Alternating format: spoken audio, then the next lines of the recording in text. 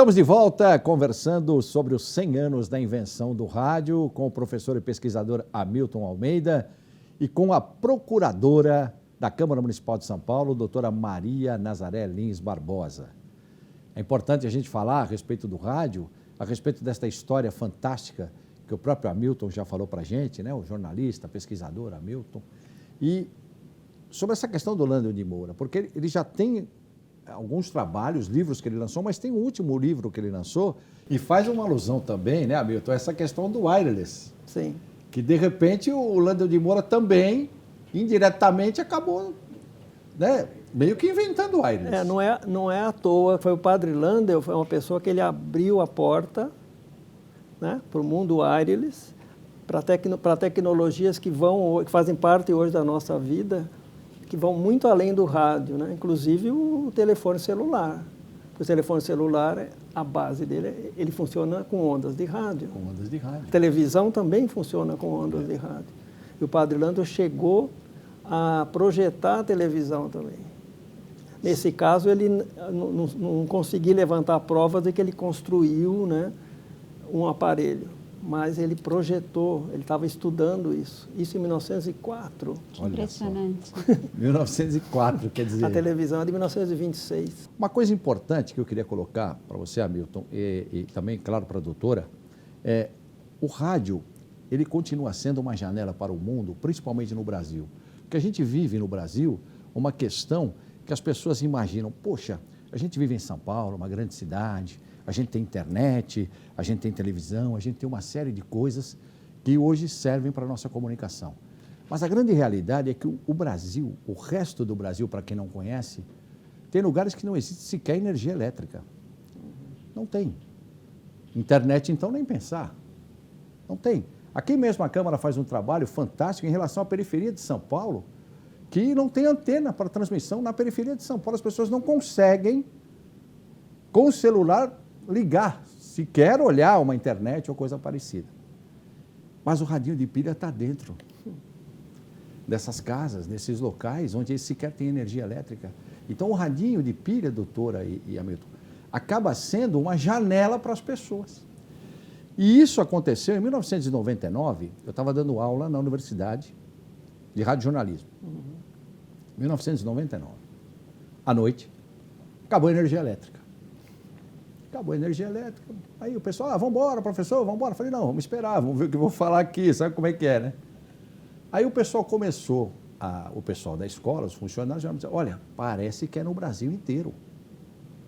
Como assim? O que será que está acontecendo? E eu, na minha mala, eu tinha a minha escuta que eu usava, na Rádio CBN, na Rádio Globo, eu carregava comigo a minha escuta. Na hora liguei o rádio. Pelo rádio a gente ficou sabendo que era um problema sério realmente lá em Itaipu, que de fato grande parte do Brasil ficou sem energia elétrica, foi considerado o primeiro blackout.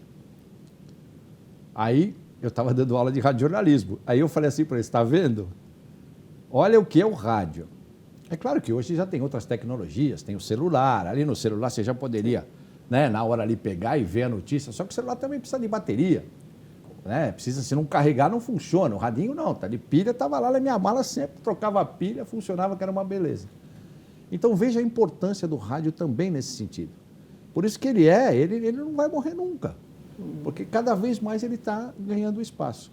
Eu queria saber de você, até que ponto essa sua luta, ela está sendo realmente reconhecida em nível nacional, até em nível mundial. Você tem tido efetivamente contatos com pessoas que reconhecem esse trabalho que você faz, que eu sei, né? Eu, Eduardo Ribeiro, você sabe disso, a gente sabe do seu trabalho. Como é que você está avaliando isso na medida que o tempo vai passando?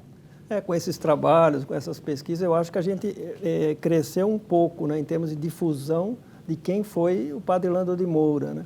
Mas eu ainda acho que ele é relativamente pouco conhecido, né, no Brasil.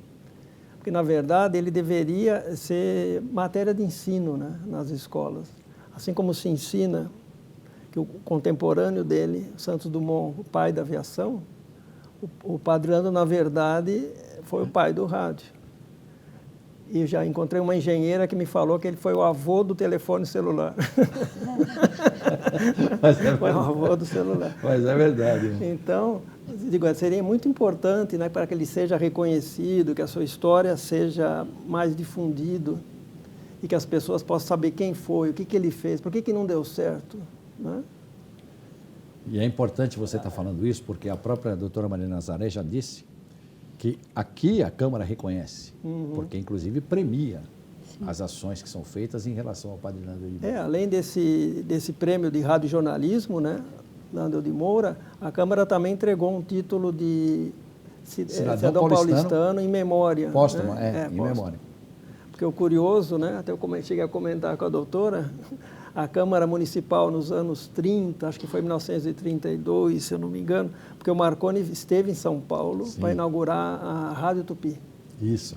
E ele foi agraciado também. Com o título de cidadão paulistano. Não, pela contribuição, claro. Claro, é uma celebridade importantíssima. Sem dúvida, sem dúvida. Mas, não menos importante. Não, claro, mas digo, não deixa de ser curioso, até paradoxal, né? Porque o Brasil teve o pioneiro do rádio realmente, né?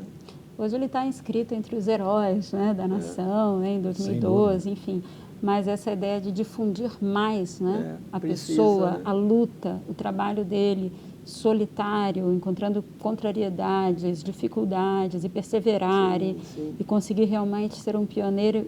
Eu até ia perguntar como foi a sua descoberta, seu interesse, né, por essa figura ímpar na história do Brasil. Começou numa aula na faculdade, eu fiz a FAAP, jornalismo, né, no final dos anos 1970, e teve um professor de rádio chileno que deu uma aula sobre Lando de Moura. Que coisa, hein? Né? Que ele entrou na sala e falou assim: hoje eu vou surpreender vocês. Não foi Marco, escreveu no quadro negro, né? Existia isso, quadro negro. Não foi Marconi quem inventou o rádio, foi um brasileiro. Né?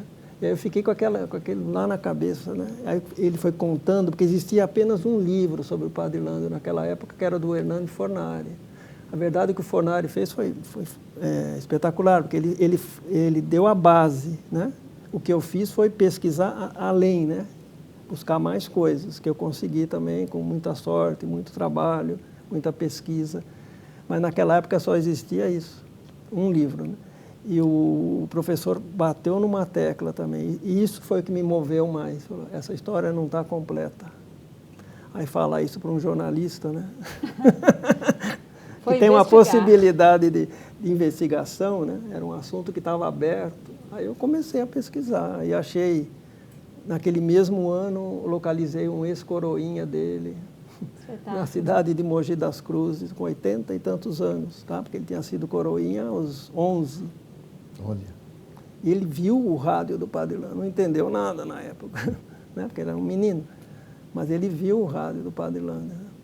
Então ele começou a contar isso e outras histórias também do padre, que ele andava com uma caixa, né? Diz que às vezes colocava até no bolso, porque ele tinha medo que as pessoas o destruíssem, né? Como já tinha acontecido uma vez, né? Então, e a partir daí eu continuei pesquisando e fui descobrindo muita coisa, né?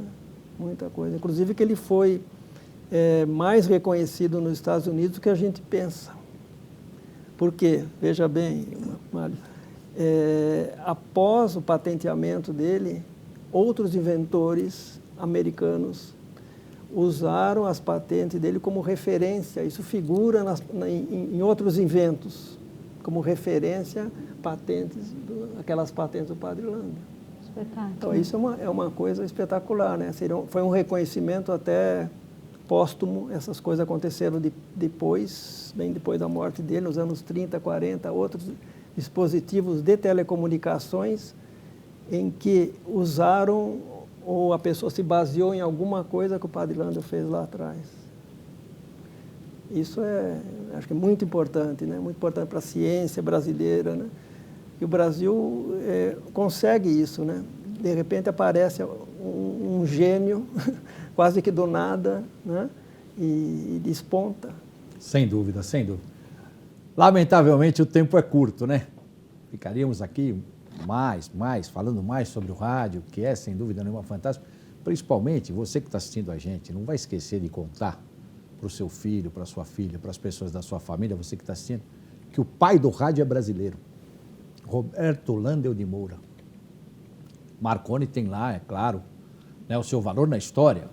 Sim. De maneira nenhuma vamos desvalorizar aqui o que ele fez.